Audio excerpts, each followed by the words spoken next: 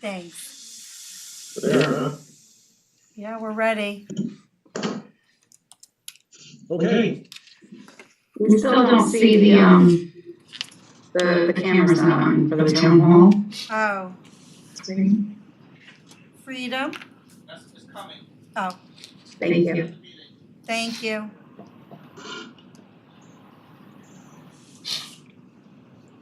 Ah, there they are. Hello, gang. Bob, good to see you. Yeah, good to be seen, actually. Good to be seen. Okay. I think we're all set. We have a forum and so let's all meeting together on Tuesday, May 16th, and we'll get going. Our first item is a public hearing, and this is a public hearing scheduled for 60 Algonquin Drive, for a pool. Applicant is Nick, and my understanding is that the applicant has sent us a memo and withdrawn this matter and asked for the deferral of the public hearing until I think it was the June 21 hearing. They have to meet the May 30th, Felicia. Yes. Date for submission. Yeah. So, for those members of the public or ourselves who are watching this, this will not be heard today, but we will reschedule the public hearing and continue the public hearing. Have we opened the public hearing on this, Jennifer? Or is this going to be the opening of it? Yes, it's a continuation from April, so in April we did open the public hearing, this was a continued public hearing. And just to clarify, the application hasn't been withdrawn, I heard reference to a withdrawal, it hasn't been withdrawn, we're just adjourning the public hearing to June 21st. Right, okay. Very good, thank you. So, one matter already done. So I have it penciled in for June 21 if the applicant gets the materials to us by May 30th. Okay. The next item is also a public hearing. This is the first we've seen this. This is 41 Northway lot line adjustment. This is a matter between the town of Newcastle and a private property owner at 45 Northway.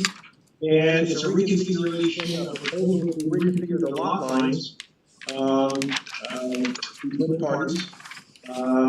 With some, obviously some eye toward accommodating the chap line in the event that is ever built out or considered further. So I guess the town's been working on this for some time, and we have a map. Is Bob still here? We have to go to the town board meeting. Yeah, Bob's still here, and if you want, Chairman Kirk will do is just give a quick summary of the application. It's funny, usually when I'm not here representing the planning board, I do represent several, I represent applicants before other planning boards, so I'm usually on the presenting side of things. So I'll put that hat on for tonight for this application on behalf of the town, which is kind of a strange position to be in. So as you mentioned, this is a land swap. It involves property owned by the town of Newcastle and property owned by a private property owner at 45 Northway. It is a land swap or a lot line adjustment for the purposes of further planning for the potential development of the chap line being a trail, a proposed trail to connect Chapel Crossing and Forest Greeley School with Chappaqua, with downtown Chappaqua. The land owned by the town was designated in 1951 as a bird sanctuary, so it is designated parkland. Because of that, the town had to go through an exercise to request permission from New York State to what's called alienate the parkland, to basically remove it from its parkland status. We went through that process in 2021 and did get permission from New York State in July of 2021 to alienate the parkland, and that's conditioned on the town dedicating the 0.6 acres that's going to be acquired from the private property as parkland. So there's going to be no net loss in parkland. So then back in November of 2022, the town board did authorize the entering into a contract for this land swap, and also authorized town staff to prepare subdivision application for review by your board. Now, what's interesting about that is the town board could have exempted itself from this procedure that we're going through right now, but it decided not to. It decided, no, let's go through the process just like all of the other property owners in Newcastle to go through. So what you see on your screen, and is that Bob Sealer, are you doing that? Yes, I'm just showing basically the new lot configuration in yellow. Right. Yeah, so maybe Bob, can you run through that lot configuration change and describe the markings that you're making on the plan? Yes, basically, I'm going to just make a mess of this map, but basically where I'm going around in yellow right now used to be the original lot that was owned by Augusta 45 Northway.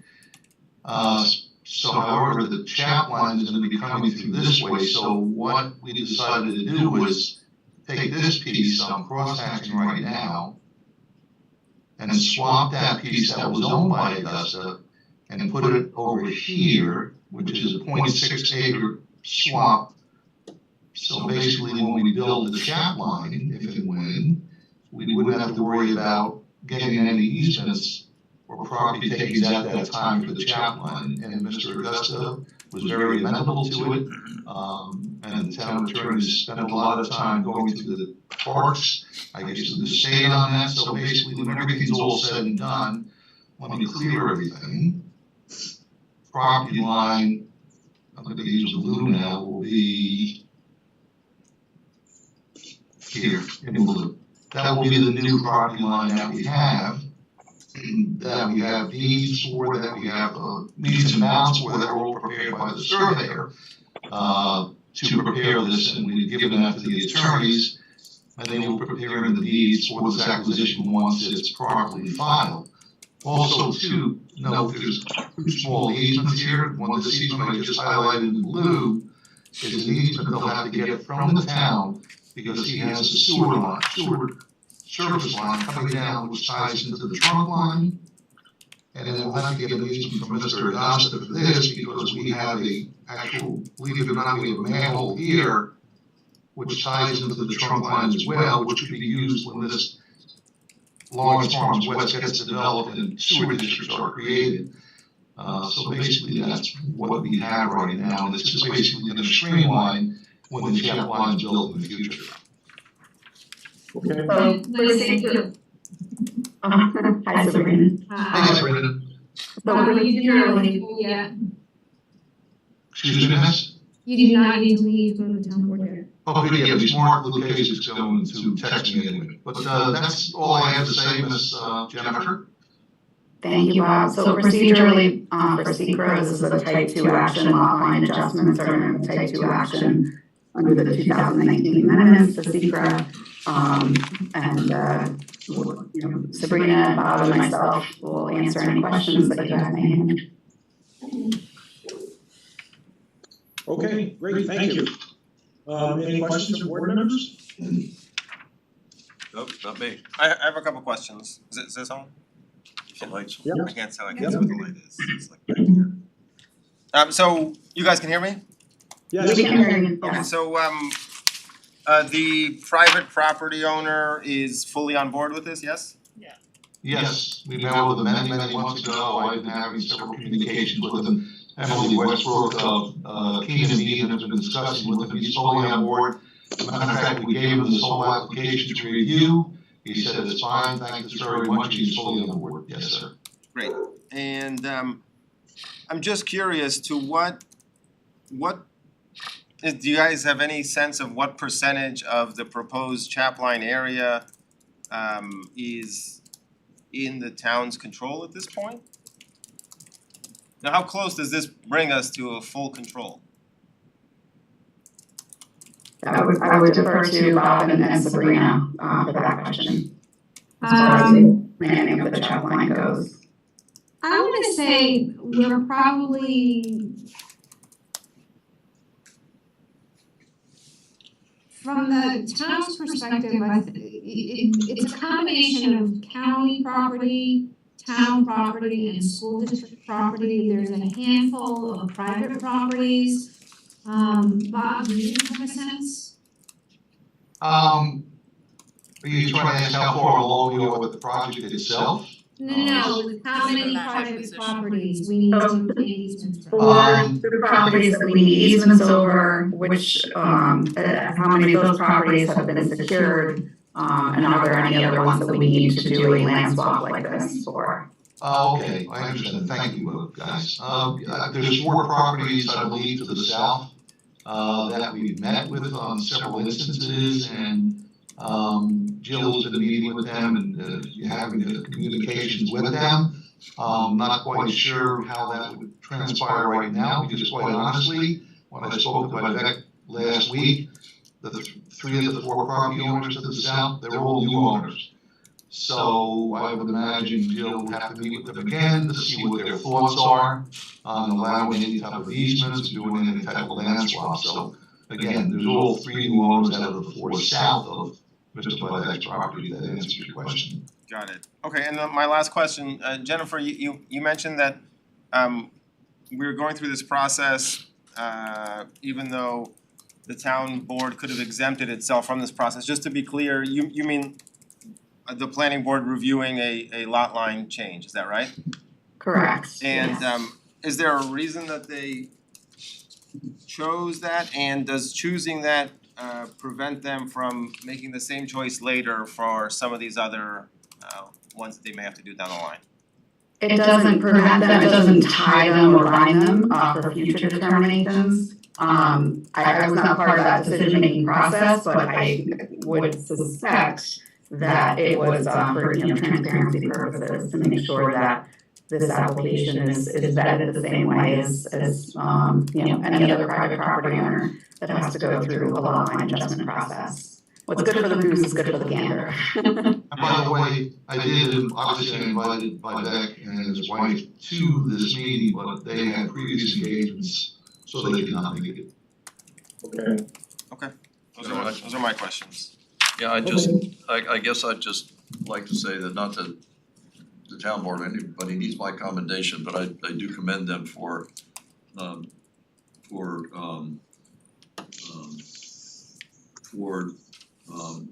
taking this forward in the same vein as a other private property owner would before the town. I think that's a admirable way to go.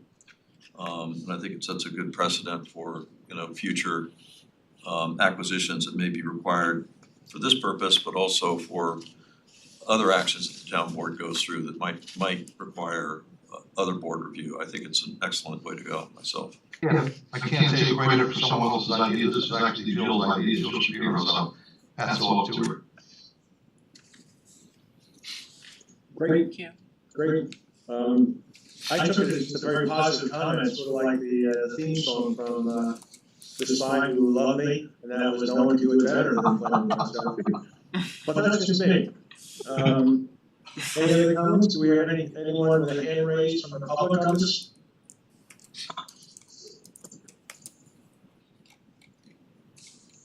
Carrie, Freedom, anyone with a hand out? No hands are. No hands are raised. Okay, terrific. All right. Unless there are any other questions or thoughts, is there a motion to close the public hearing? So move. Second. Second? Second. Great, all in favor? Aye. Aye. Aye. Aye. Motion carried 4-0. I guess what we should do is, we will have to drop a resolution, so is there a motion to request staff to drop a resolution for our next meeting? So move. Second? Second. All in favor? Aye. Aye. Aye. Great, motion carried, thank you very much. Okay, great. So our next item is an informal hearing, and this is regarding Chappaqua Crossing East Village. This is an application for limited rock crushing operation. Apparently the applicant, Toll Brothers, needs to crush rock on site, and they're putting in a rock crushing application. Bob has looked at it, so we'll turn to Sabrina and Bob for comments on the application. I mean, to the extent that you guys have the draft, get it back to the town board, you can. So, my comments are very general. The applicant submitted all of the submission requirements that we had previously asked applicants who were placing rock crushers on their property. They are within the noise limits of the town code and the distance limits that have been set by the town code. And everything seems to comply with the noise ordinance, which is enforced by the police department. We had one public comment about wetting and trying to control dust. And Bob, you can speak to that, but that is a normal course of procedure when it comes to rock crushing operations. And there is no other comments that I had other than it is consistent with our codes, and if there's issues with noise, it would be enforced by the police department under the noise ordinance. Bob? Thank you, Sabrina. Thank you, Chairman. I just had some minor comments, one and two, basically. They had some notes put on their cover letter. I recommended that those be put on the site plan as well. So it's duplicative. It's in both areas. It makes it a lot easier if we have to enforce it. And the second note was obviously this would need a permit from Westchester County Department of Health, Air Quality, because they do oversee rock crushers, and it would need a permit from them prior to Tom issuing a permit for the actual rock crushing activities. And again, they do oversee that, and it does require them to wet down the application during the crushing activities because there is some dust associated with that. And those are the two comments I have on the memo, Chairman. Okay, great. Do we fully understand what the need is for the rock crushing? Is this to generate rock that's going to be used for trap rock or something else on site? Yes, they have. Having it taken away, so there's construction need as well as convenience and cost need. Oh, sorry, Otis there. I think I see you. Did you get the meeting, Greg Otis? Yes, hi. Oh, okay. Hey, Greg. Good evening, Mr. Chairman. I figured I'll let you answer that. Thank you. Yes, Mr. Chairman, this material was generated on site during the stormwater piping installation from the former building 700 up to the East Village. We would like to process the material that was removed into smaller, usable orange minus stone to be placed within the structural fill areas on the site. So all material is proposed to remain on site. Okay, terrific, great. Anyone else, any questions or anything else that Greg would like to fill us in on? No, as mentioned in the cover letter, this is a temporary rock crushing operation. We anticipate it to last probably 3 weeks, possibly 4 weeks. We are not planning to operate the crusher the full 8 hours, or what is permissible from 8 o'clock to 4:30. And we're anticipating the process of 200 to 300 yards per day. And again, it is a temporary crushing operation. It is a portable crusher, though we are proposing to keep it within one location, which is the approved material stockpile area up in phase 5 there. On the map that was provided in the application, you'll see that the closest structure was noted as approximately 300 feet away. Right. Though I believe, I'm not positive, I believe that structure is a pool house structure on that property. However, we did utilize that as kind of the closest structure for the noise purposes as well. Right. So to be clear, Greg, the application indicates that this is 15 to 20 days. That's not necessarily 15 or 20 consecutive days. it could be actually a full month, out of the month, you'll see 15 to 20 days of activity. No, actually, Mr. Chairman, we are proposing that to be a continuous duration. Okay. Once, because we are renting the rock crusher, and so it's in our best interest to perform that as quick as possible due to costs associated with the machine. Is this something that would be subject to any kind of weather problems, or can you crush rock even if it's raining? Generally speaking, we can operate it in all weather types. Right. And as Bob mentioned, we do have, adequate water supply on site that will be utilized to control, any dust conditions that are generated. And we would, if approved, we would formally notify Bob department and Tom's department as well as the commencement date. And so to make sure that the town is fully aware of when the machine is operational. Right. And again, no holidays, no weekends, and limited between the hours of 8 a.m. and 4:30 p.m. On work days. Understood. Yeah. Okay. I'm not trying to catch anyone or anything else, but it might be that you might want to change the application 15 to 20, maybe something a little longer, just to give you flexibility. I hate to see you guys come back in because you need 3 more days, and it's kind of nutty. Okay. Just a thought. I appreciate that. Thank you. Okay. Anyone else, any questions or thoughts? Chairman? Yeah, I'm sorry. Okay. I have a couple questions. The first one is I think for Sabrina. I just want to understand why this is before us. Like what's being asked of us? Why is this here? It's before you so that they can locate the rock crusher on the site. Typically, as part of the planning board application for rock crusher is needed, you are informed of that, and the location on the site is identified for the rock crusher, and you address the questions of how the rock is going to be used, how much truck traffic, if any, is associated with the crusher, what is the noise level, what is the closest dwelling. So it's really an element of a site plan application that was not examined as part of the East Village application, so we're bringing it back to you because staff did not feel comfortable just issuing a permit for this because it has been an element that the planning board has approved of in the past. Understood. That's extremely helpful. Thank you, and I appreciate you referring it to us. So a couple of follow-ups. One, why was this location selected?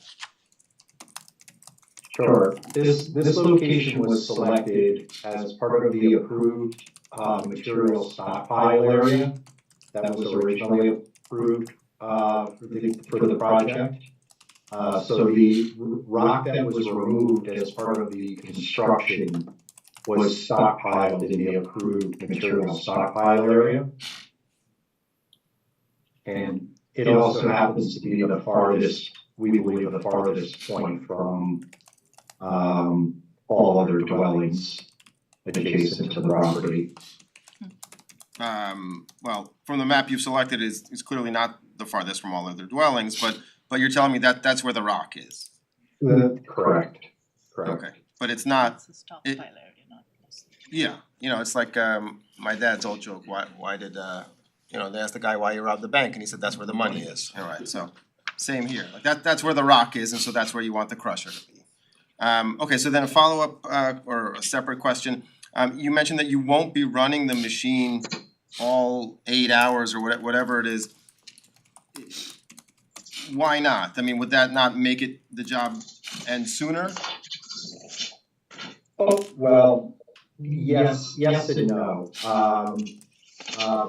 Point number one is that it will utilize personnel and other equipment that can also be utilized at other locations on the site. So we don't anticipate staffing that machine for the full 8 hours a day. It's very likely that we'll run it for 4 hours today, 3 hours tomorrow, and typically try to balance the material that we process with the locations that it's also needed at. Is it something you would be able to decide as in the predetermined hours? Or it's the 8 hours and it could be 4 hours this morning and 3 hours the next afternoon? That would be very difficult to predetermine. We are able to, approximate the overall duration that the rock crusher equipment would be on site. But it would be very difficult for us to kind of fine tune the hours, for those windows. Got it. So I have a couple of questions. Not sure I understood how the rock got here. Is this spoil from the excavation to do the first phase of the townhomes, or is this excavation that comes out of the construction for the retail part of the site? The rock that was generated was the result of installing the stormwater piping network from the former building 700 up to the East Village. Okay. And so it's part of this, the consequence of this particular residential permit. That is correct. Okay. So there's other equipment that must be associated with, something has to feed the crusher, right? And you must have some sort of an excavator or something that's working along with it, is that correct? That is correct. This would employ front end loaders and an excavator, which are currently operating within the project. And so you're gonna crush the rock and then leave it here and then move it to the site as you need it? That is correct. Okay. That is correct. Greg, I have a question to follow up Tom's last question. With this other equipment running, perhaps some of it running simultaneously with the crusher, what's the aggregate noise levels off-site? I mean, with the rock crusher, as far as I recall, we were very close to our maximum. I think it was 57.5 dB. And our max was 60, so you're okay. And by the way, a very interesting thing I learned from Sabrina and Bob this morning was that the police department is actually trained in this area. They have equipment that can actually test this. So that's an important piece of information for the public to know in the event that they feel it's too loud. But how is that a concern that we need to look at? Mr. Chairman, I do not believe it is a concern. I believe that the equipment that is supporting the rock crushing activity is already permitted to be on site. And this, I don't believe it really is an aggregate. I believe that it's, independent on its own, generating that noise level. And that's how it should be evaluated.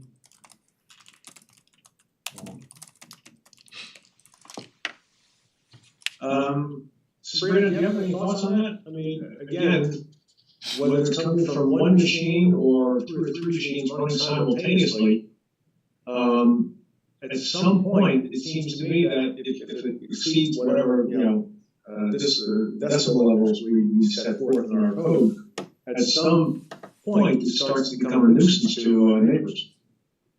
Correct. I just don't, we've never had that before, or had this question before, because usually it's this is a much larger operation, so there are things going on at the time, but, anyway. Thoughts on that? I obviously I'm not an expert in this, but and we could probably, maybe Bob, is Bob with us still? Maybe Yes. Bob has some thoughts on this, but I think it's correct that these decibel levels don't aggregate to a higher level. I think it's the one that is, the highest level is the one that you're gonna hear, and anything else doesn't get you to a higher level of decibels, and unless I'm wrong, I think that's correct. Okay, that's interesting, that's good. But I could be wrong, but that's my memory on this. You saying when one of my kids is loud Yeah. and the other Drowns kid is out also loud, Yeah. it doesn't add up? No. It feels like it adds up. But it does ask the question, That's it's sort because of, you're a father. yeah, it sort of raises the question about enforcement, right? If there is a question of how loud is, you know, is this exceeding the noise requirement? Yeah. What's being measured? Yeah. And where? Well, again, I think if you recall, we had this at Belay, and, you know, just going by from, empirical, experience here, really. We had Belay, right, and I think Belay was very close, they had the rock crusher up there, and I don't believe there were any complaints. And he had to use the same type of equipment, you know, to move the material in, to take it out, and to lay it down in place and compact it, so there were no complaints there, so I mean, if there are complaints, the people that may think it's louder than what it should be would most likely call us. We would defer them to the police do have measuring equipment on this, and they would go to the property line and take the measurements, and that would, to me, be the proof in the pudding whether they're too loud or not. Sounds good to me. Sounds rational, reasonable. It's more of a question of interest after Tom opened that line of questioning, which I was, I just know where we were going. Good. Bob, Okay. we have I think a member of the public that wants to speak here in person. Which direction Okay. should I be Right facing? here. You should Facing address these the gentlemen board. here and lady. Hi, Don Leitch from 37 Cowden Lane. I am the one resident in Chappaqua who has had the luxury of watching these piles of rock and dirt build on the back of my yard, so it's been fun to watch. I have two questions. The first has been addressed a little bit, and that's the wetting of the job. It's good to hear that that will take place around the rock crushing, but the question I have is that is there a wetting process that takes place generally on the property? The trucks come back to the back of my yard, even on Saturdays, you've got dump trucks back there, you've got backhoes back there. They are generating a lot of dirt, a lot of dust in that process, going from the buildings that are being built to where my yard is. And so is there a process, is there an effort to kind of wet the roadway, if you will? Because this project's getting a little expensive for me personally. I've now had to power wash my house twice. We have to have somebody come in and clean our backyard furniture on a regular basis. And we're not even talking about the cost I'm gonna have to incur on putting in trees to help to block the view. So, and again, this is not a complaint, it's a frustration. Because things get dirty, and it has not been a great process. Secondly, I know we've talked about that this is going to be a Monday through Friday thing. And that's good to hear, but there is a lot of work that goes on behind that rock pile. And just for clarification purposes, the house that the gentleman referenced, that is a garage and it's a guest apartment up top for when people are in from out of town. So there are people occasionally living in there. It might be for a long weekend or whatever it might be. But that rock pile is literally just behind the house. And on Saturday mornings, there are trucks back there, there are backhoes back there that are doing a lot of work. I am not personally concerned about the noise from the crushing as long as it's kept during the week, because myself and my neighbors kind of adjoining, most of us are either in the city or working and all, their job needs to get done. We're not going to object to that. It really is this Saturday noise that's a bit annoying, and this dust problem that has been an issue since the day they broke ground. Okay, thank you. Bob, did we have provisions built into our building schedule, et cetera, regarding dust and wetting down of the areas that are going to be, subject to excavation? That is correct. That's right in the erosion control in the blue book by DEC. We had issues with some dust when they first started the project, and that's an enforcement issue. If there's any complaints, we can go out there, have Terry go out there and tell them you just gotta water it down with the water wagon along the road before they have the heavy equipment drive along the road. And that's gonna be more prevalent right now because obviously, as everyone knows, it's quite dry, no rain this week, so it could be an issue. But that is typically in the code, it's right under the erosion control, so we will take a look at it and make sure that they do what they should do with the watering of the roadway for the holding course, holding roadway. Okay, well, I think, I don't recall the details, it's been so long since we approved that. But in addition to the roadway, I thought that there were provisions that, other areas that were exposed would have to be subject to, wetting periodically, not just roadways, but, hills and staging areas, et cetera. I mean, not to cause a flood or cause, earth to move, but, it's, I think, this is a very, valid complaint, and I think it is something that we really need to look at on the enforcement side.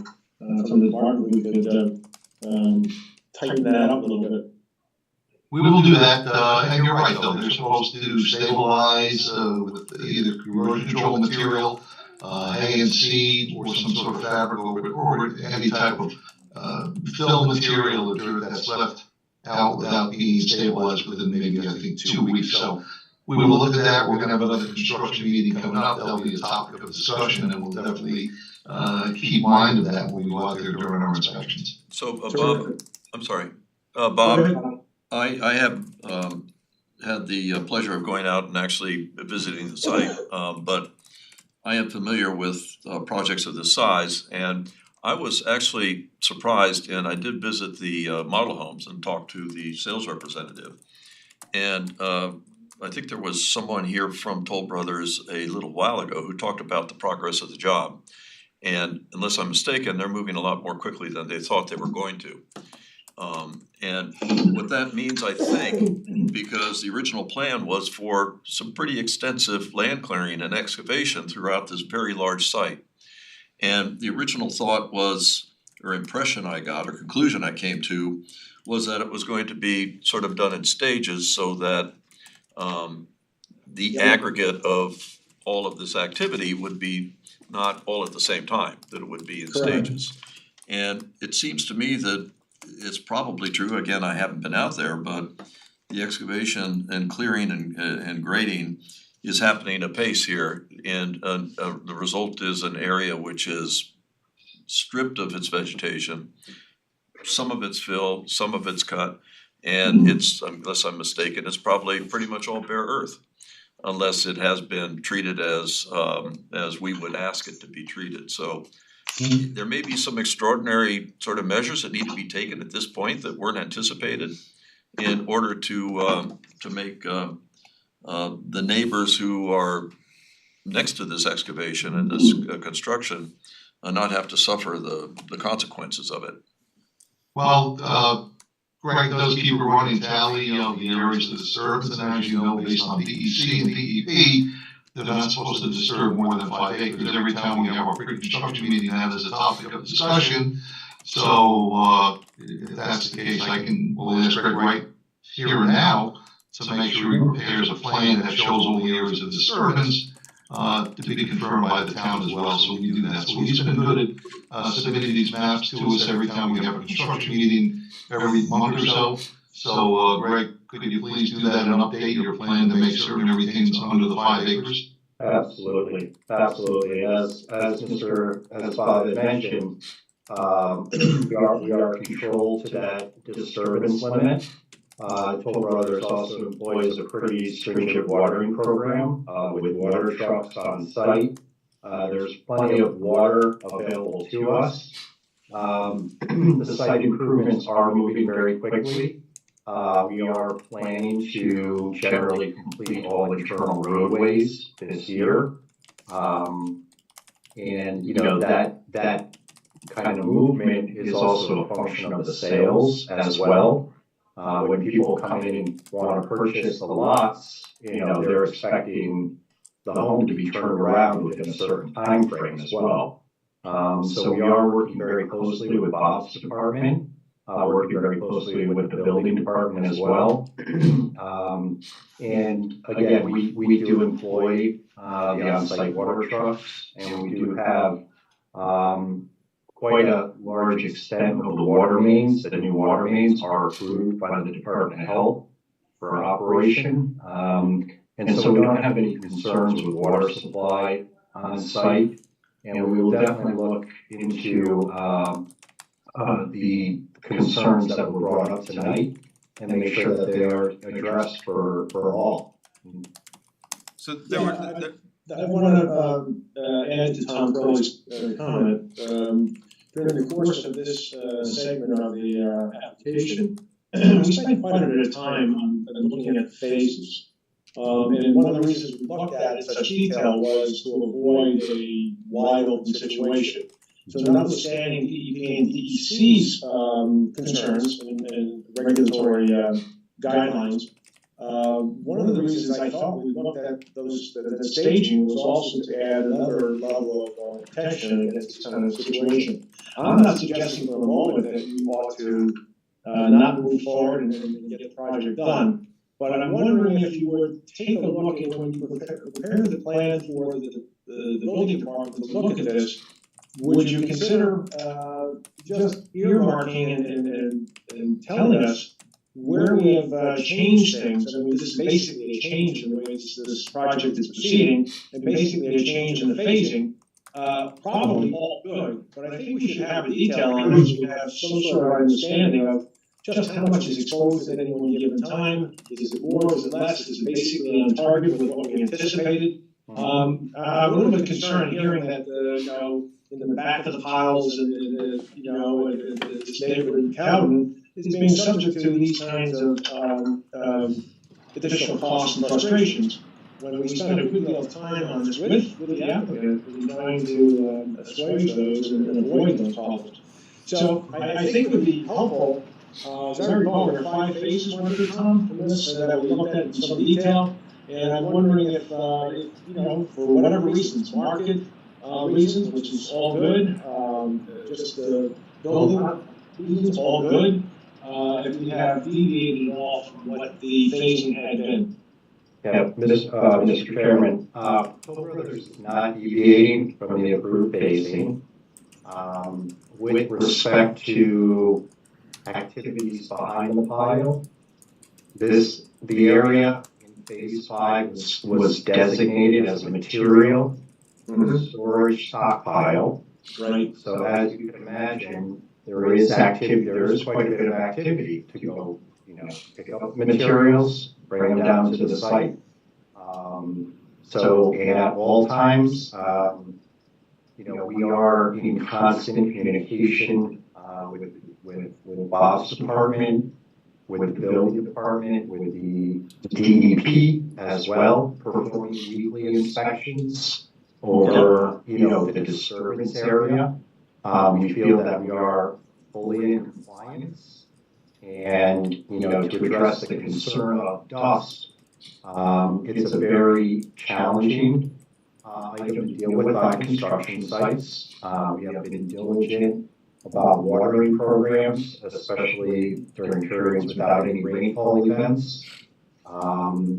And we believe that we are in full compliance with the approved plans by your board. And however, we are open to any suggestions that the town may have or additional items. But the phasing is per the plans. We're not deviating from that. We're not going to different areas because of marketing. However, with that said, there are sales and new homeowners that would like to move in, and we are continuing to progress the project. Yep. is work permitted on Saturdays? Work is permitted on Saturdays in the town code. Okay, but the rock crushing application is for Monday through Friday only? That is correct. And how long is this how much of the process is remaining in terms of the, the dust creating activities, so to speak? In terms of time, in terms of time? Well, I might have to defer to Bob, but dust could be created at any time during a project. Dust is generally created at a larger extent during the land development activities versus the home building activities. And so that's, but even during the home building activities, we still employ the same dust control measures. As I mentioned earlier, the land, the site improvements will generally be completed at the end of this year, at which time the home building operations would continue on for the next probably, 2 years. Got it. Thank you. Any other questions? So I would just, first of all, I've been to the site, not on the site, but obviously I've been to Chappaqua Crossing and I've seen the homes that are going up from the roadway, and I've visited the model homes, and I think you guys are doing a pretty terrific job. The product just looks great to me. And I think it's gonna be a pretty terrific neighborhood by the time you're done, and I'm fully supportive of the project. But I think I heard you say that you would be open to any suggestions that the town might have to deal with the concern that we're raising. I would prefer that that you come up with some suggestions for us. I don't think it's up to us to come up with these ideas. I think that it would be better if the people on site who are doing the activity provide some suggestions about what they could do, if anything. And review that with Bob and others in town, whoever might be the appropriate person to talk to about that. Absolutely. We speak with Bob and his department almost on a daily basis.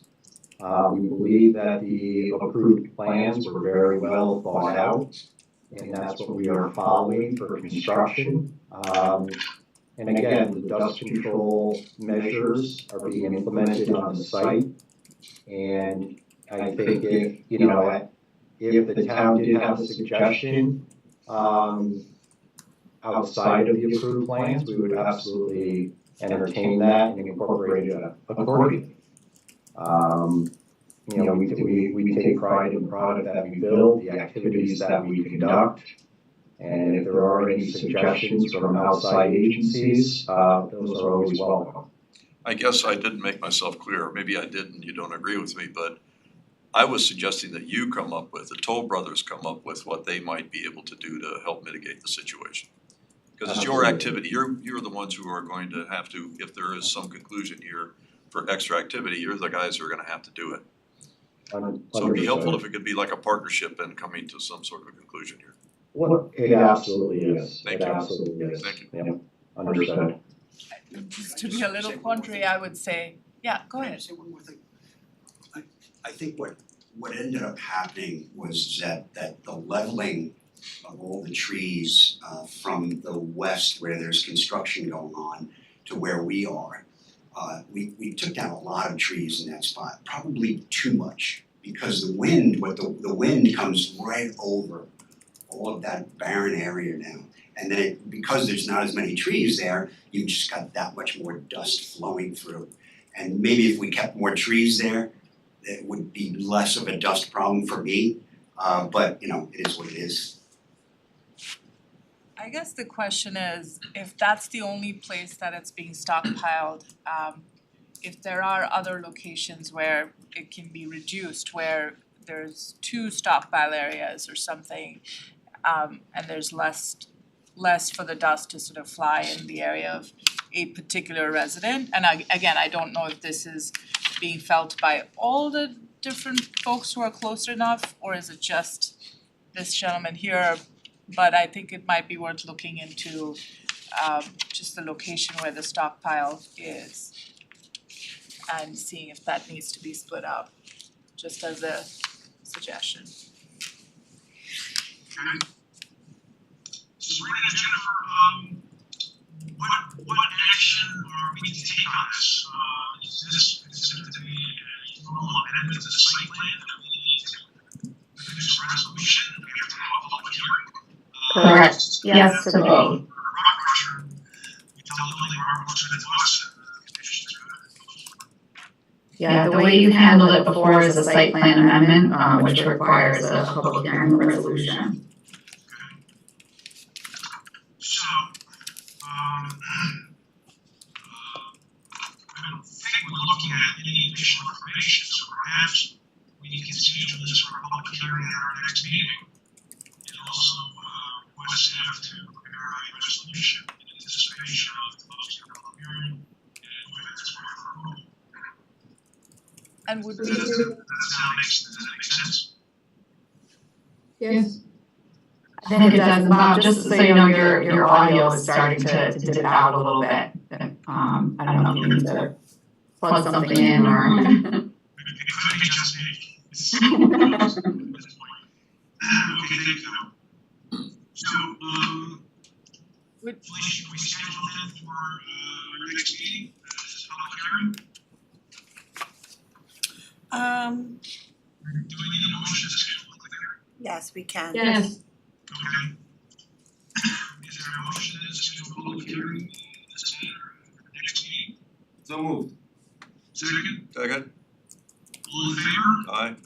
Aye. Aye. Lisa, do you have enough, is there enough time between now and the next meeting for you to draft that resolution? Yes. Okay, and what is the date of that meeting? June 6th. Thank you. I guess my question is, are we requesting Toll Brothers to come up with some sort of solution for what we just heard today as part of this public hearing? I think, yes, the bottom line is we asked them to think of some solutions, whether it's a combination of additional lighting, additional fabric protection, moving, using another location.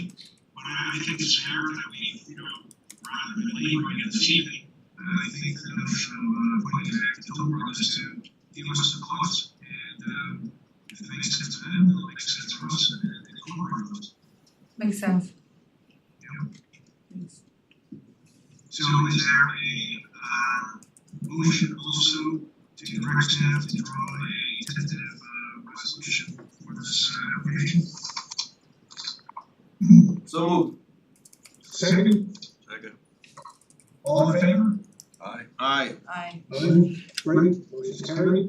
Terrific, Frank, thank you so much for your appreciate it. Thank you, Mr. Chairman, members of the Take board. care. Thank you. Okay, we have a matter on the agenda that's not going to be heard. So 123 Graves, 123 Grand Forest Drive, the applicant is not quite ready, so we'll see this another time when we have more information, more details. We have a request for an extension on the Chappaqua Central Zone District. We've seen this many times in terms of extensions. From the standpoint of staff, are there issues or problems with this request? No, there are not.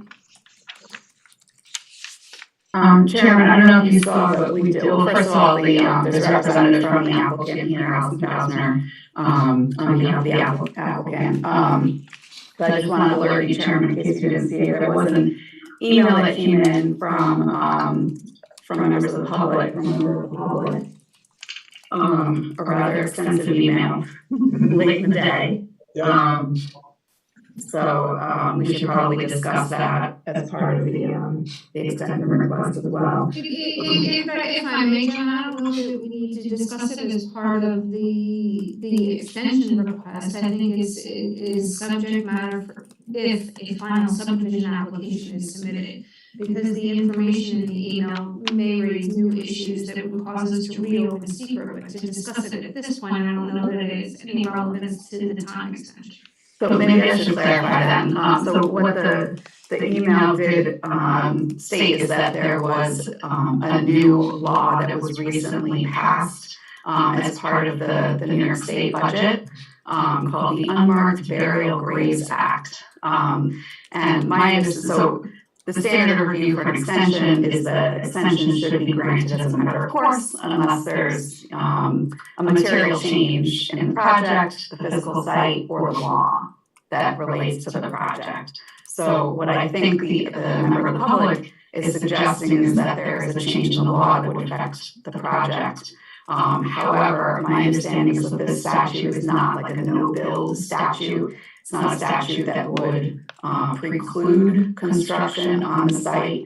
Rather, what it requires is that if remains are found, if there is an unmarked grave that is found, the developer would be required to stop, would be required to notify the coroner or the county medical examiner, whoever the authority is, and then tribal representatives would actually be called in, a committee of representatives would be called in to determine the next steps. So it's not something that would affect this approval. It may have an impact at construction, but not at this stage. And I don't know if the applicant has, any other comments on that, or if the board has any questions, but I just want to make it clear for the record that we did review that, and I don't consider that to be a material change in the law that would affect the extension request on table tonight. As far as the other material in the email, I agree with you, Sabrina.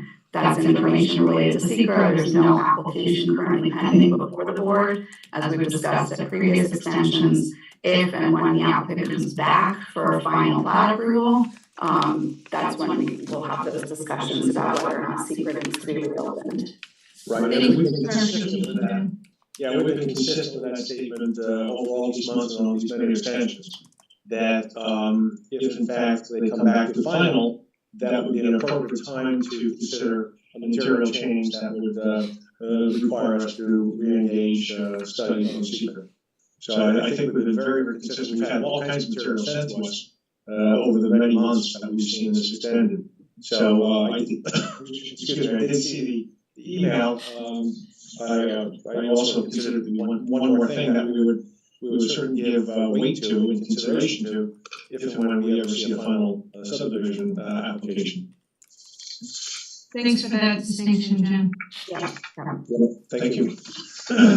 Any other questions on the extension from the standpoint of staff? I mean, any issues or questions? I don't know if Bob's back, but I know that. Bob is not back yet. Okay, they were having all kinds of issues, problems with the DEP, and they had to solve those. There is a representative from the school district here tonight, Bob. I don't know if you want to give them an opportunity to speak. Sure.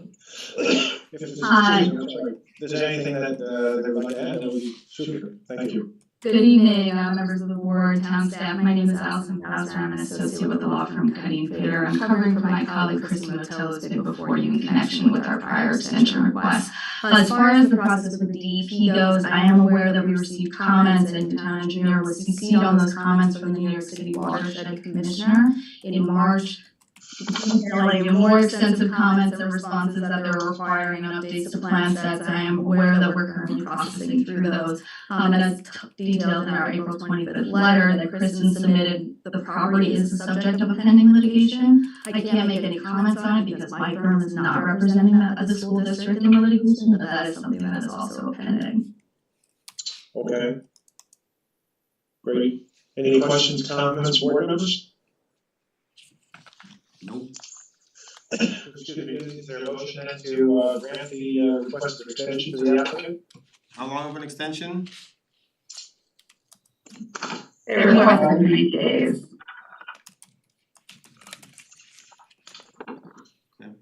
How long? 90 days. 90. Is 90 days? It sounds like there's a little bit of turmoil going on.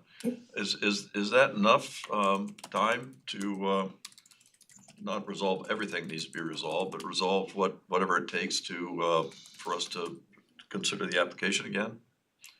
Or I can't speak whether 90 days will be enough for the pending litigation to be resolved. If the board is willing to entertain a further extension, of course, we would have no objection. There's no way it's gonna be resolved in 90 days. I mean, we keep We keep doing this. extending over this. I and mean, is there any downside to us extending it for 6 months, let's say?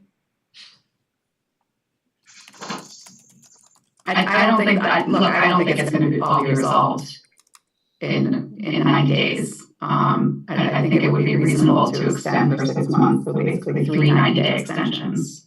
Right, is that the math? No. No, two. No, that's not the math, sorry, 2 math. Can't do math, guys. Don't laugh, folks, it's not nice.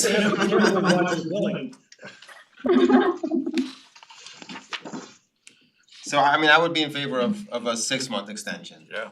2 90-day extensions. 290, thank you. That makes sense. Oh, that's embarrassing. By the way, Jen, that's 180 days. Yeah, right. Thank you, thank you. You're welcome. And that's the limit of my math knowledge. Great. So is there a motion to grant the extension for 180 days as has been requested by the applicant? To extend it beyond the 90 that they requested, but go to 180? So moved. Second? Second. All in favor? Aye. Aye. Aye. Okay, motion carried.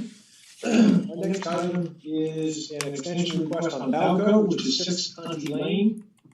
This is a little bit more complicated, Jennifer, perhaps you could explain that.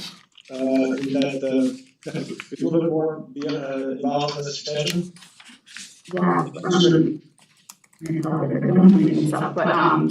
Right, so, hi Alan, how are you? Alan Hilch requested an extension of the, tree removal permit that was granted, a 1-year extension.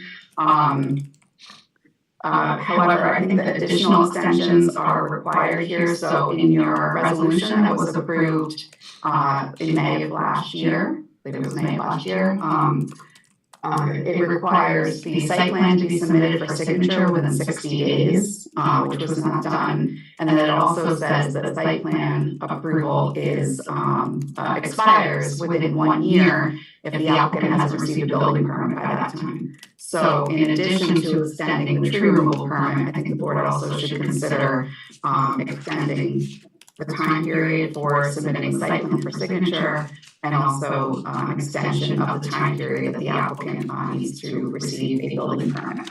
And Alan, maybe you can explain to the board where you are in the process and how long it might take to submit the site plan for signature and then receive a building permit. Great, Mr. Chairman, members of the board. So I'd like to sort of explain why it ended up taking so long to be in this position, because clearly we could not submit site plans for signature by you, Mr. Chairman, unless we had health department approval, because that was key to it. And I'll just sort of run through some of the timeline. It did take a long time. We actually just got the approved plans, and they're sitting here on my desk. We just got May 10th, which is last week. And one of the reasons was we did perk testing. I'll just sort of explain. We did percolation testing in August, and they came in very, very slow, between 45 and 60 minutes per inch, which required a redesign the septic system. And we ended up submitting that. I went back with Robert Alcos what to do when the system's over 1,000 linear feet. So we ended up redesigning the system using an enhanced treatment unit and using not just PVC pipes and trenches, but also infiltrator units. Because what it does is permit you to reduce the amount of area that you need. Otherwise, it would have taken up a large portion of the property just to create the septic system. So we submitted back to the health department in October. We did the testing in late August. We submitted in October 22. Health department comes back in December and requests additional percolation tests and deep hole tests. Now that's in December. Not always the best month to do it. You can arrange it with them because they have to witness it. But we actually did the testing. Fortunately, it was a mild winter, and we did the testing in January. We updated the plans and sent it back into them in February. Then finally, 2 months later in April, they come back to us and say, everything's fine, they've got all the information they need, send us 5 sets of plans, and then we'll approve them. And so on May 10th, we finally got that approval. So that's why it took so long for us to do this. I absolutely never expected it to take 7 months before this board. And unfortunately, that's what it. In the meantime, also, we've had communication, just so you know, with one of the other requests for as part of the conditions of the approval was to put signage up along 133 on Somerstown Road. And we've also been in contact with Brandon Roebuck of DOT. He's had communications with Bob Cioli as well. And we've also worked that out. And we've actually submitted a plan for signage along Route on Somerstown Road and the current 33 permit. So these sort of external things are what's really sort of delayed this process as to when we could submit these plans. In the meantime, also while this was going on, I was doing all the rest of the stuff on the plans, all the items that were in the conditions of approval. My intention is to submit it for your signature next week, because that's where we are. Now that we have the health department approval, we're in a position to do that. Because as I said, I knew there was, unless we had the health department approval, I could not submit these plans for your signature, because that's just not gonna work. Yeah. So that's where we are. Okay, terrific. Great. So, does that sound reasonable that, give it another 60 days beyond, Jennifer, we talked about what, early July, mid-July, for the extension on the, site plan? Yeah, whatever the board feels reasonable. Okay. I would suggest, rather than do the math and calculate the dates, what you might want to do is just set a date, instead of figure out how many days, because we're actually, 360 something days from when it expired, when the time period expired for the applicant to submit the site plan for signature. So I would recommend setting a date by which the applicant needs to submit for signature. Okay. Well, I guess, what is the applicant requesting? What's the need for amount of time? My intention is to submit the plans, the revised plans, updated, responding to the conditions of the approval. Some of it is graphic, very little, there's no real substantive change to the plans. A lot of it is just identifying the new clearing rating limit line on the plans. And so my intention is to submit it next week. That, and I assume that we'll submit it, there may be comments on it from the town engineer, and I see he's back. And if there's comments from the town engineer, we'll respond to them, because I will tell you, the client, Robert Balco, has been most anxious to move this forward.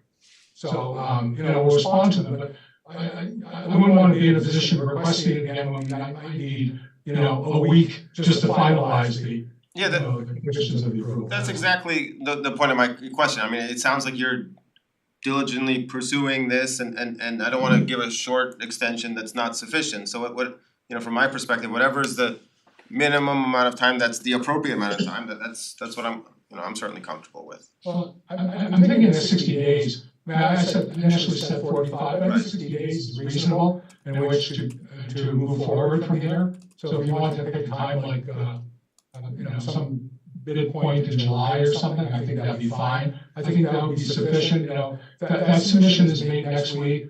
I'm assuming we can get some comments back from the town engineer within a few weeks. And then we respond to them, and hopefully we'll have all the comments addressed by that time.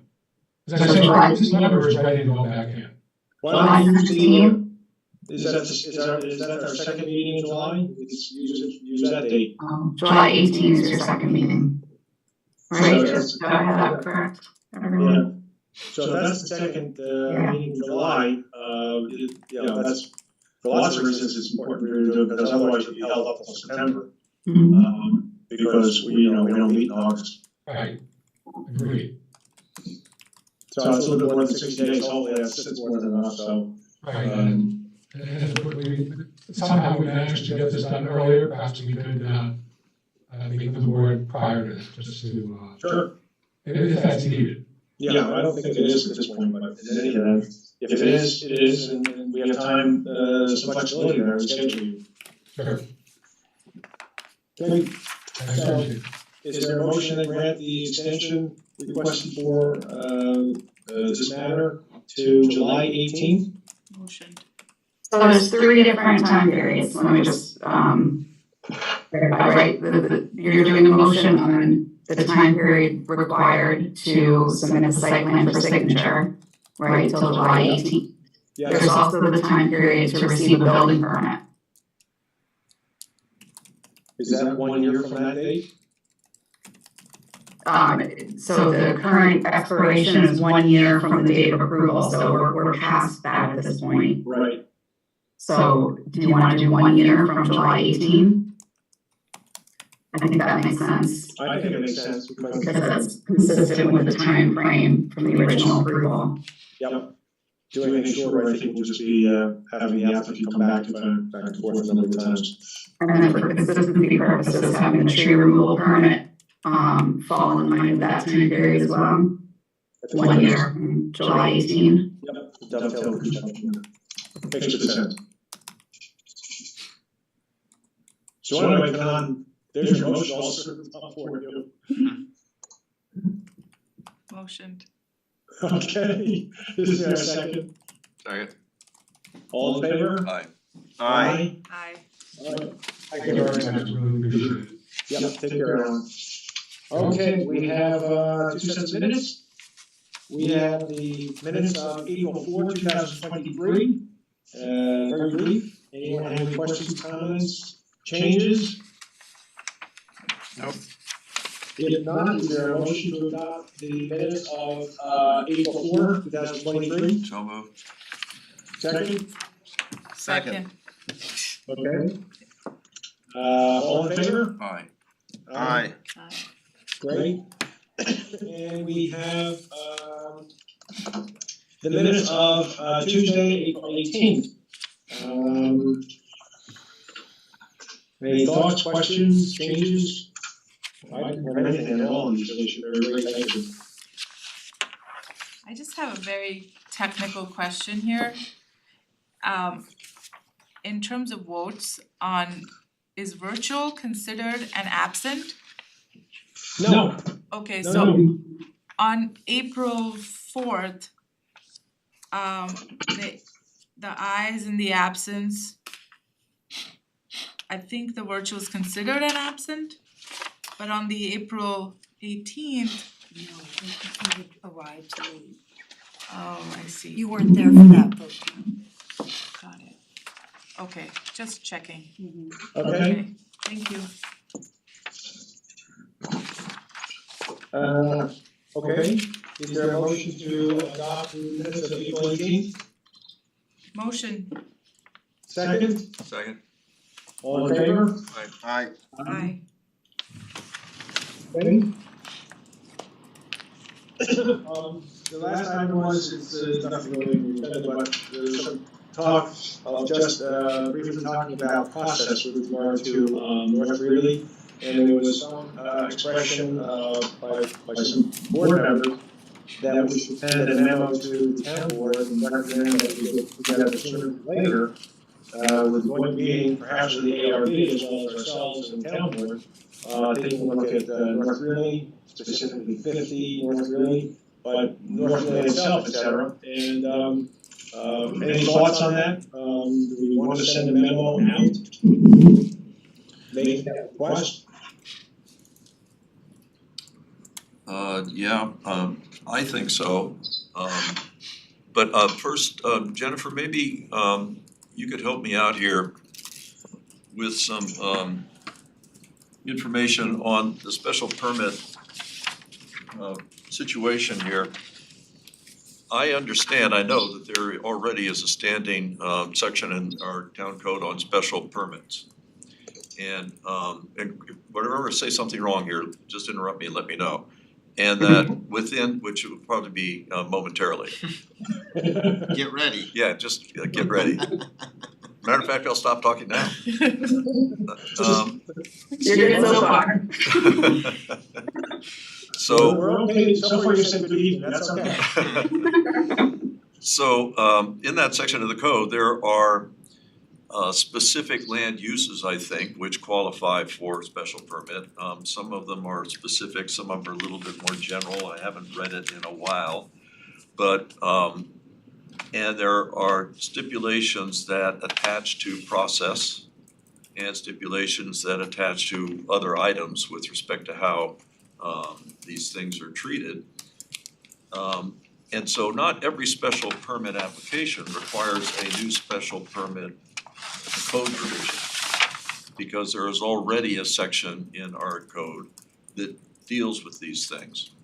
And so this particular special permit request does not fall within that code, otherwise we would not be writing a new legislation for new code. That's generally a correct statement, isn't it, or not? I'm not sure. Let me state what I believe to be the case, and let me see if it follows what you're trying to say or have said. We have a code provision for special permits. Our table of uses in the zoning code identifies what uses are subject to a special use permit. There's a section in the code that outlines the procedures that are followed for special use permit applications.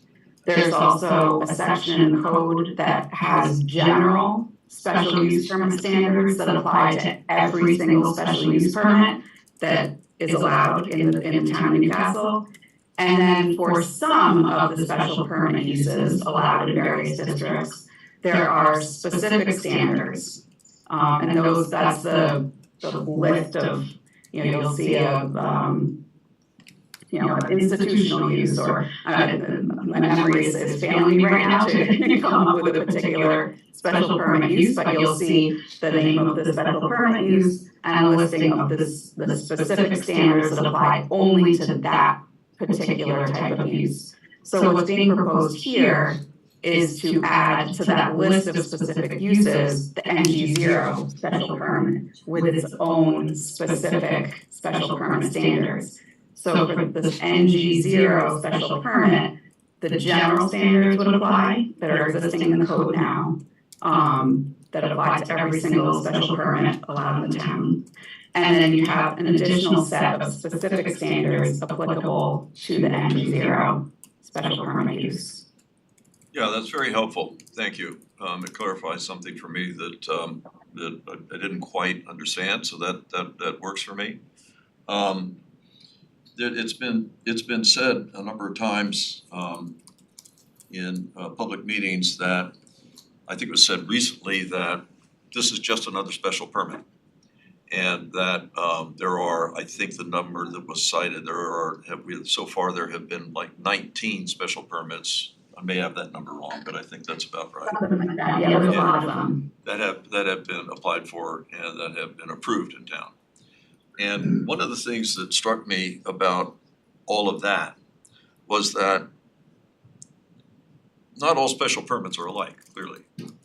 And that's one of the reasons we have these sub-provisions you just talked about that apply to specific uses in order to deal with that particular situation. And so we are proposing the town board, the town is proposing to add to that list with special provisions for this particular use, unless I have that wrong. No, that's correct. So, as I said, they're not all equal. And my feeling is, my concern is that this particular special permit language is applying to providing for a use which is of such a scale and in such a location that I believe that we need to really be looking at the process of approving that legislation with maybe a little bit more careful look at it. And I as I was driving here tonight, I was thinking about the size of the project and why this in particular why this concern might actually apply. I think if you take the project, the proposed project, the site, if you take the site and if you were to layer it on top of South Greeley, I think the length of the site is about equal to the distance from the corner of 1 South Greeley, which is the building which is at the corner of King and Greeley. I think the length of that, of the 50 North Greeley extends all the way to the Bank of America building. And I was thinking, well, gee whiz, just what if, here's a thought experiment. What if it were true that that was our site? That was the site that was applying for, by whatever process, accumulation of consolidation of sites. What if that was the site that was under, that was being considered for a special permit designation? How would we look at that? What sort of review process, what sort of criteria would we be putting into that special permit? And I'm guessing that, I'm thinking that, I'm hoping that we would give that very special attention. And so my thought is, I'm not sure that we are giving, just because we are in North Greeley and not South Greeley, I'm not sure that the town is giving enough attention to, in the legislation, enough attention to provisions that would actually, that we would be looking at in South Greeley and ignoring in North Greeley. And I don't know for what reason. I mean, I think that we maybe as a town should have aspirations for North Greeley, and that this is the time to put those in place, especially since to decide what those are. And I don't think that that's been articulated yet. And to figure out what those are and to put them in place in the zoning so that any future development at 50, whether it's this particular application which is coming, it's not an application yet, this particular application which appears to be coming, or if that application for some reason goes away, and we've seen that happen before, any further applicant for the property, and I would expect one will come pretty quickly, would be subject to those stipulations that were put into the code now in the interest of having a North Greeley neighborhood, however we might define that, be developed there.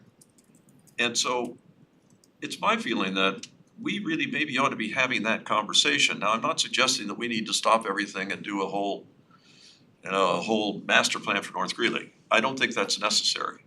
I actually think that it might be possible to, once one looks at this question, and if one decides that there are things that maybe need to be added into the special permit legislation, that this is the kind of thing that probably be done in 1 or 2 paragraphs only. And I think that if we don't at least examine that now, I think we're probably doing a disservice to the town. So it was partially my thought that, and I think others maybe feel the same way, but it was my thought that we probably ought to be having a real conversation about that in the process right now with the town board. And if the town board chooses to invite the ARB, because I think they have a role in helping us define what the character of the town will be in North Greeley, that we ought to be having that now as part of the public review process, and to be sure that those things are considered. I don't know what the outcome would be, I have no idea. But I think that it's important for all of our best heads to get together in front of the public and stimulate a conversation that gets us, at least gets those things on the table now, before we actually have legislation in place, because once legislation gets in place, a new code gets in place, it's gonna be more difficult to have that conversation for I think the reasons that are probably obvious to us all.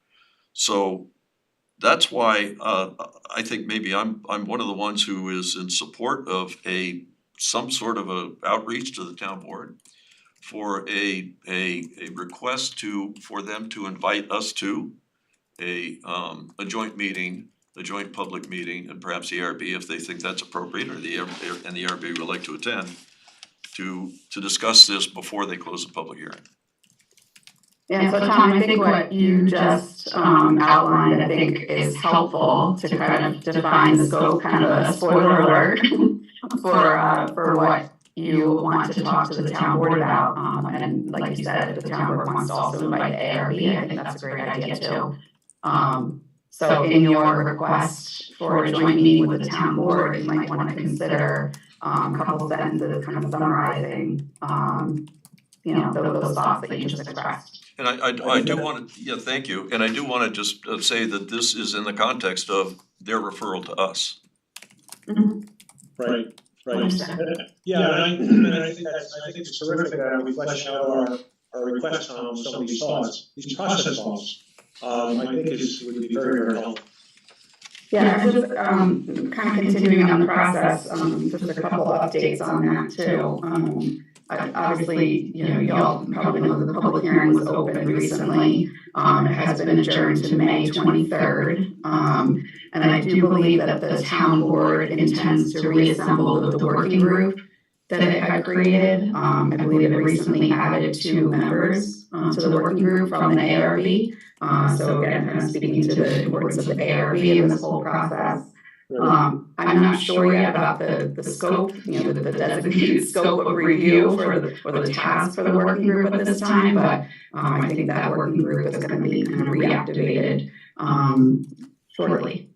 And I know town staff and its outside consultants either are or will very soon be in the process of undertaking its due diligence review of all the materials submitted by the applicant, so review memos should be forthcoming as well.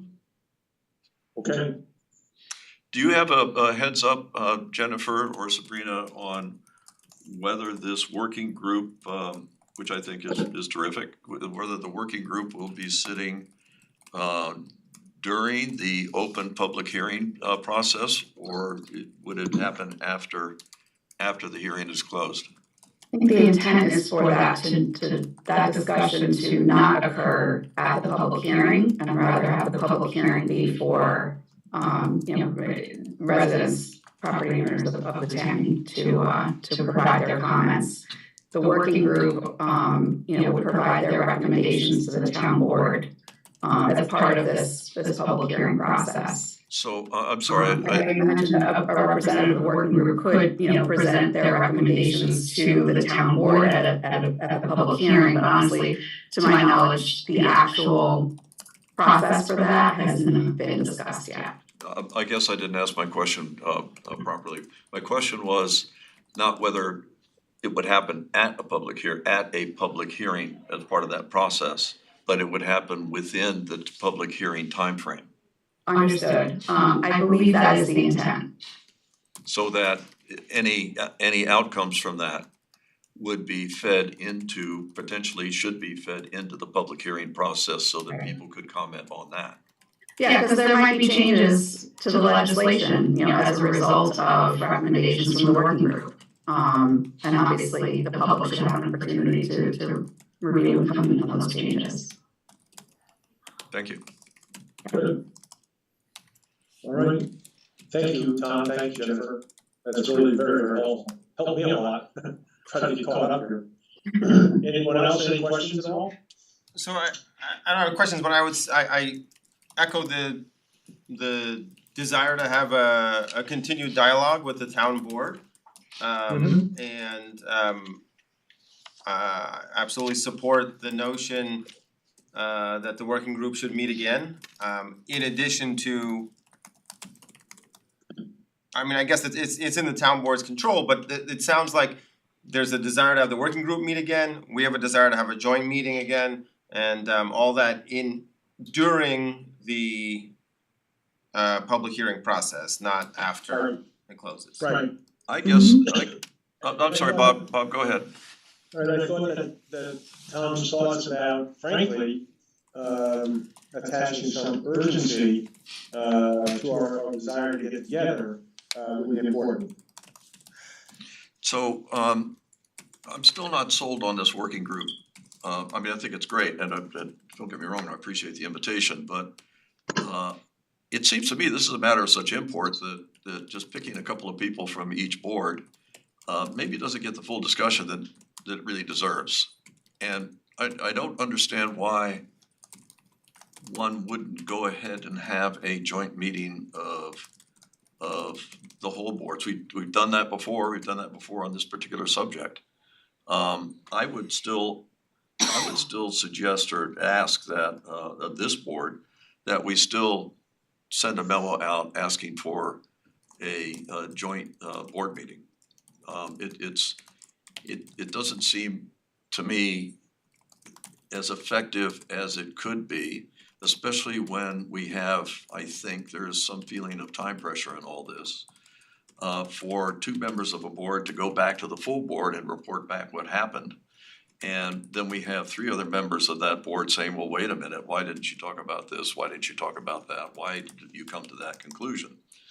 I feel uncomfortable representing the other board members when they're not there. We all have excellent experience in these things. And we all have a credible responsibility to be there, I think, especially on a project like this. And I think it's not only important for us to be able to contribute, I think it's important for everybody else to hear that contribution together. Yeah, So we I don't know that, oh, sorry. No, it's okay.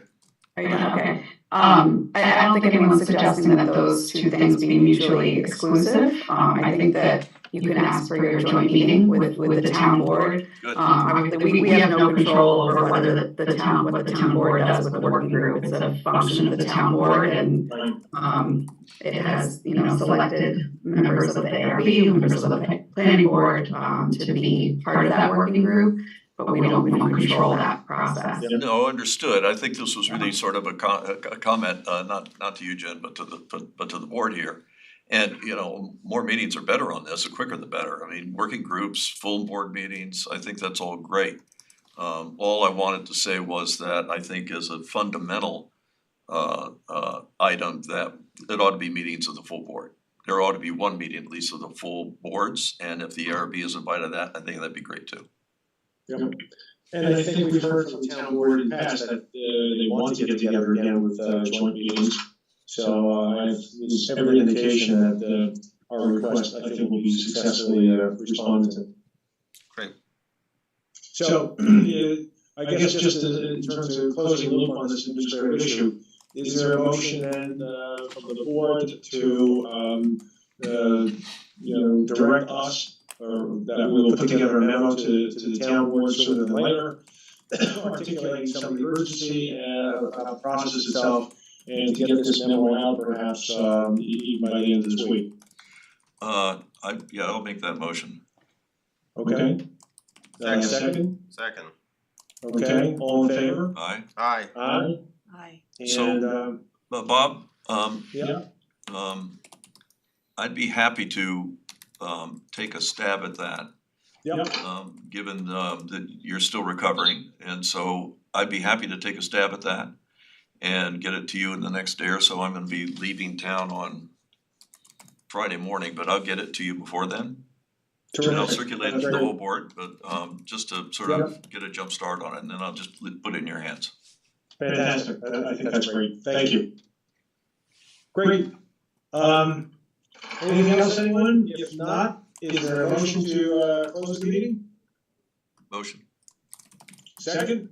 Second. All in favor? Aye. Aye. Aye. All right, great, all right, very well, thank you guys. Thank you. Good night. Good night. Sounds like you're feeling better. Yeah. Thank you, thank you. Bye-bye.